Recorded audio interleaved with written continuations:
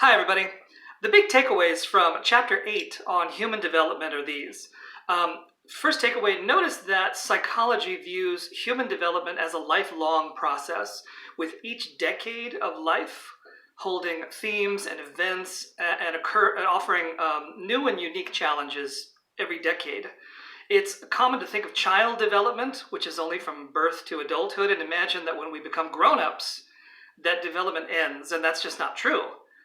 For example, you, the grown-ups in your 20s right now, are challenged to select a career path in life, starting in college with choosing a major or a double major as a career path towards a fairly specific profession. And then in your 20s, you have to decide whether to continue your education after college. You want to pursue graduate school, a master's, law school, medical school. You have to decide on personal relationships, marriage, yes or no, do I want to do that? And decide whether or not you want to have children. Again, yes or no, do I want to do that? And then when, now versus later on. And that's all in your 20s here. In one's 30s and 40s, the decisions continue. The challenges continue. Career decisions, parenting, trying to be a good parent for much of that time. In one's 50s and 60s, preparing for retirement, life after the workforce. Think of someone that you may know in your 50s and 60s. Grandchildren may be in your life at that point. In old age, in one's 70s and 80s, think of someone you know in their 70s and 80s. There's much reflecting on life, examining positives and negatives, points of pride, and perhaps even some regrets as one looks back. Older people spend a lot of time thinking about their life in these gray-haired years. People are contemplating one's legacy. After I die, they think, what will people remember me for? And of course, the last developmental challenge for all of us is preparing for inevitable death. The point is, psychologists view development as a lifelong process because each stage of life holds new themes, events, and offers new and unique challenges every step of the way. The second big takeaway from this chapter on human development is the importance of socializing as part of our development, and even future influences on your own child, perhaps. Let's talk about contributions of parenting style and friendships to socializing a child. Parenting means socializing a child to adapt to their environment and culture and those expectations. Socializing, from your textbook, socializing a child is the process of their learning socially acceptable behaviors, normal attitudes, and values common to their local culture. Many forces contribute to influencing a person, including their family of origin, of course, peers, friends, and of course information derived from entertainment, information media, what they see on TV, YouTube, Instagram, things like that. In your textbook, authoritative parents, not authoritarian, authoritative parents are the best type of parents.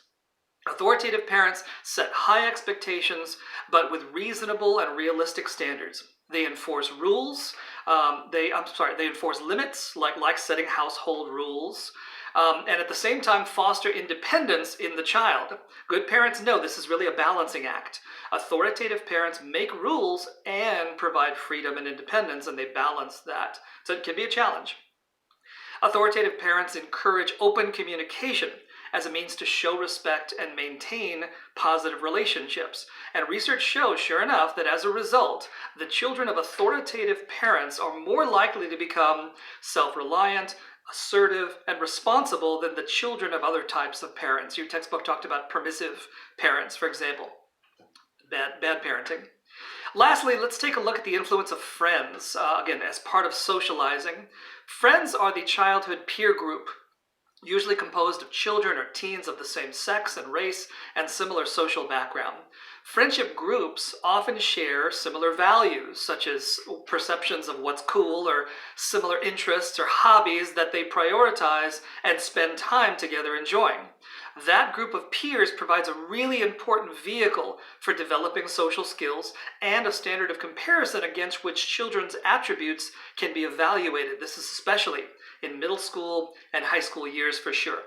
That peer group is a continuing source of both reinforcement for appropriate behavior and punishment for deviant behavior. Remember these concepts of reinforcement and punishment from the chapter on learning. That peer group provides an external, objective measure against which growing children and teens can evaluate their own traits and their own abilities, such as how to share and cooperate. They develop social skills, and they learn to modulate emotions, and especially aggression. That peer group serves a socializing function by providing models of behavior, like how to dress, language, speaking style. Like today, kids will say, "That's lit," meaning something is really cool. That peer group provides models for what's appropriate behavior. So, in summary, the big takeaways from Chapter 8 on human development are these. Number one, psychology views human development as a lifelong process, with each decade of life holding themes, events, and offering new and unique challenges. Number two, parenting means socializing a child to adapt to their environment and their local culture. And number three, friends and one's peer group are really important for developing social skills and a standard of comparison throughout human development. Standard of comparison against which children's attributes can be evaluated, especially in those middle school and teen years. Those are the big takeaways from Chapter 8 on human development. Thank you, everyone.